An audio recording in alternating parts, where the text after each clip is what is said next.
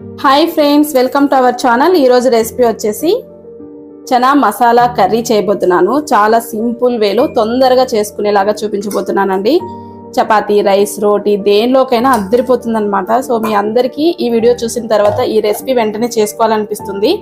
అంత సింపుల్గా చూపిస్తున్నాను. చాలా ఈజీ రెసిపీ. సో ఈ రెసిపీ మీ అందరూ తప్పకుండా ట్రై చేయండి. చాలా తొందరగా చేసుకునేలాగా చూపిస్తున్నాను. చాలా టేస్టీగా ఉంటుంది. So let's start the video.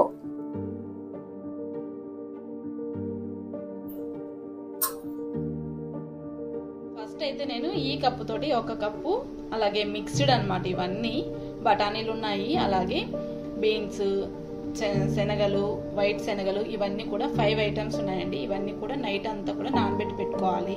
ఒక నైట్ అంతా నానితేనే మనకు కర్రీ అనేది చాలా బాగా ఉడుకుతుంది అనమాట. సో ముందు రోజు నైటే నానబెట్టి పెట్టుకోండి. ఒకవేళ డే టైము నైట్ చేసుకోవాలనుకుంటే డే అంతా నానబెట్టి పెట్టుకోవాలి. ఖచ్చితంగా నానబెట్టడం మాత్రం అస్సలు మర్చిపోకూడదు. వీటితోటి ఈరోజు నేను కర్రీ చేయబోతున్నాను. ఫస్ట్ అయితే నేను మసాలా పేస్ట్ రెడీ చేసుకుంటున్నాను. కొంచెం కొబ్బరి వేసుకోవాలి, ఎండు కొబ్బరి. ఒక మీడియం సైజ్ ఆనియన్ ఇలా కట్ చేసి వేస్తున్నాను. తర్వాత 1 టేబుల్ స్పూన్ గసగసాలు వేసుకోవాలి. ఇవన్నీ కూడా కొంచెం వాటర్ వేసుకొని మసాలా పేస్ట్ తయారు చేసుకోవాలి. ఇప్పుడు ప్రెషర్ కుక్కర్ పెట్టుకోవాలి. ఈ కర్రీ ప్రెషర్ కుక్కర్లో అయితేనే చేసుకోవాలండి. సో మనకు 4 to 5 విజిల్స్ అలా పెట్టుకుంటేనే ఈ శనగలు ఇవన్నీ కూడా మంచిగా ఉడికిపోతాయి అన్నమాట. తక్కువ టైంలో ప్రిపేర్ చేసుకోవచ్చు. తర్వాత కుక్కర్ కొంచెం వేడైన తర్వాత అందులో 3 టేబుల్ స్పూన్ వరకు ఆయిల్ వేసుకోవాలి. ఆయిల్ బాగా వేడిన తర్వాత ఒక బిర్యానీ ఆకు, కొంచెం జీలకర్ర, అలాగే 4 to 5 వరకు లవంగాలు, ఒక యాలుక వేసుకోవాలండి. ఇవన్నీ కూడా బాగా వేగించుకోవాలి.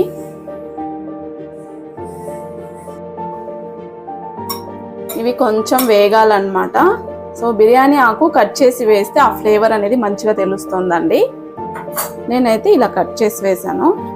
తర్వాత మనం సన్నగా కట్ చేసి పెట్టుకున్న ఆనియన్, 2 పచ్చిమిర్చి వేస్తున్నాను. మీడియం సైజ్ ఆనియన్ వేసుకోండి. ఆల్రెడీ మనం మసాలా పేస్ట్లో ఆనియన్స్ వేసాం కాబట్టి చిన్న ఆనియన్ వేసుకోవాలి. సో ఇలా చాపర్లో వేస్తే చూడండి ఎంత సన్నగా చాప్ అయిపోతాయో, ఇలా ఉండాలన్నమాట.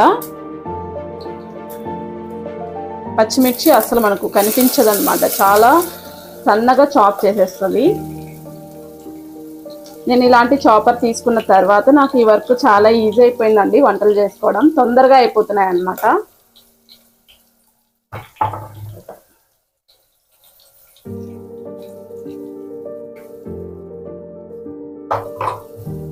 ఏదైనా సరే కర్రీస్కి ఆనియన్ కట్ చేయడమే పెద్ద టాస్క్.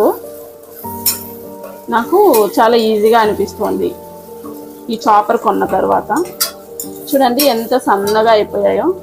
ఇలా ఉంటేనే మనకు ఇలాంటి గ్రేవీ కర్రీస్కి చాలా బాగుంటుంది. సో నేను ఎప్పుడైనా సరే ఏదైనా రొట్టెలు చేసుకోవడానికి ఇలా ఆనియన్ కట్ చేసుకోవాలన్నా చాపర్లోనే వేస్తాను. ఆమ్లెట్కి అయితే ఇంకా చాలా బాగుంటుంది.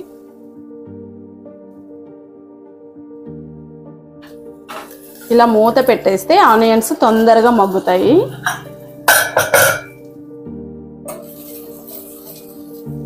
చూడండి చక్కగా మగ్గిపోయాయి అన్నమాట. ఇందులోనే ఇప్పుడు మనం అల్లం వెల్లుల్లి పేస్ట్ వేసుకోవాలి. 1 టేబుల్ స్పూన్ అల్లం వెల్లుల్లి పేస్ట్ వేస్తున్నాను.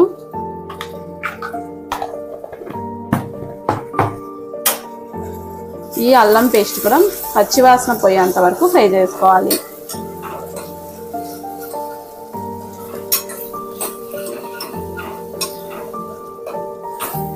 చాలా ఈజీ రెసిపీ. రొట్టె అయితే చాలా బాగుంటుంది దీనిలోకి. జొన్న రొట్టె, అలాగే మనం రాగి రొట్టెలో కూడా తినొచ్చు అనమాట. చపాతీ లాగా చేసుకొని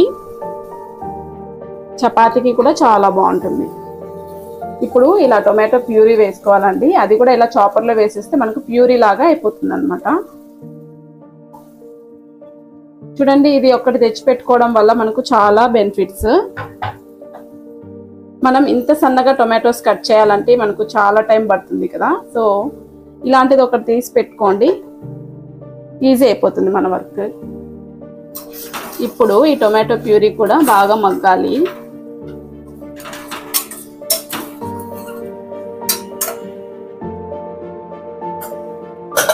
ఇలా మూత రివర్స్లో పెట్టేసి ఒక 5 మినిట్స్ అలాగే వదిలేస్తే చక్కగా మగ్గిపోతాయి.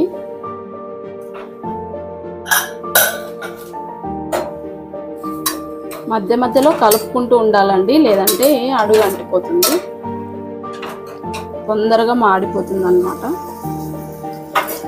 ఇవి బాగా ఇలా ఆయిల్ పైకి తేలుతూ కనిపించేంత వరకు ఫ్రై చేసుకోవాలి. ఇందులోనే 1/2 టీ స్పూన్ అంత పసుపు వేసుకోవాలి. అలాగే మీ కారానికి తగ్గట్లుగా కారం పొడి వేసుకోండి. నేను తీసుకున్న శనగల క్వాంటిటీని బట్టి నేను 1.5 టేబుల్ స్పూన్ వరకు వేస్తున్నాను. 1.5 టేబుల్ స్పూన్ కారం పొడి వేస్తున్నాను. అలాగే 1 టేబుల్ స్పూన్ ధనియాల పొడి కూడా వేసుకోవాలి.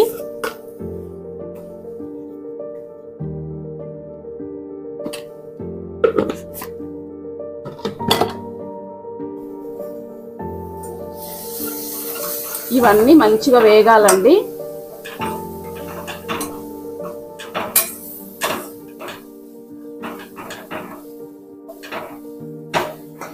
ఒక్కసారి ఇలా అన్నీ కూడా కలిపేసి మూత రివర్స్లో పెట్టి ఆయిల్ పైకి తేలుతూ కనిపించేంత వరకు వేగించుకోవాలన్నమాట.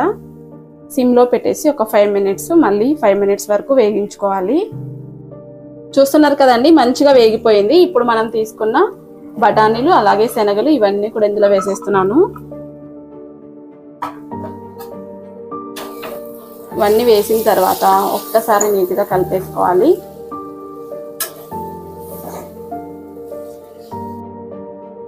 ఇప్పుడు మనం రెడీ చేసి పెట్టుకున్న మసాలా పేస్ట్ కూడా వేసుకోవాలి.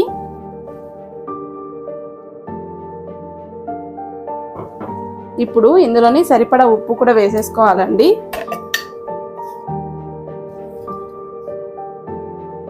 కర్రీకి సరిపడా ఉప్పు ఒకేసారి వేసేస్తున్నాను. ఈ మసాలా పేస్ట్ పచ్చివాసన పోయేంత వరకు బాగా సిమ్లో పెట్టుకొని 10 నిమిషాల వరకు వేగనివ్వాలి.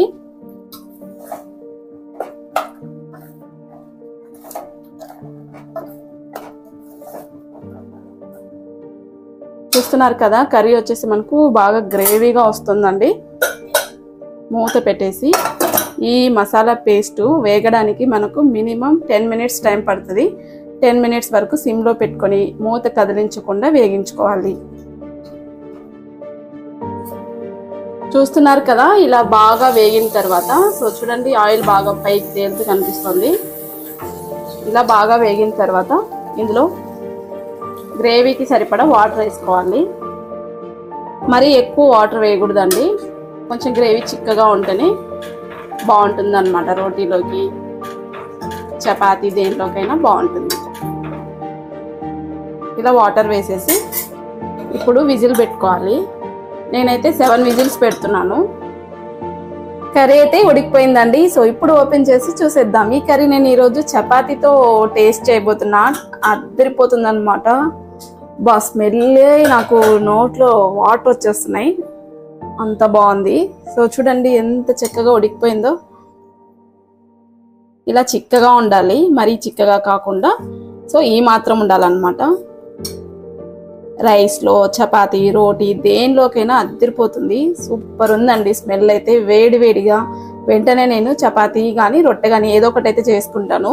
చపాతీ కానీ రొట్టె కానీ చేసుకొని కర్రీ వేసుకొని ఆనియన్స్ పెట్టుకొని తింటుంటే ఆహా టేస్ట్ అద్దరిపోవాలండి. సో ఇంకా నా వల్ల కావట్లేదు అనమాట, వెయిట్ చేయలేను. వెంటనే లంచ్ అయితే రెడీ చేసేస్తాను. మరో మంచి వీడియోతో మళ్ళీ మీ ముందుకు వస్తాను. ఇప్పుడైతే లంచ్ ఫుల్గా ఆకలేసేస్తుంది. So bye.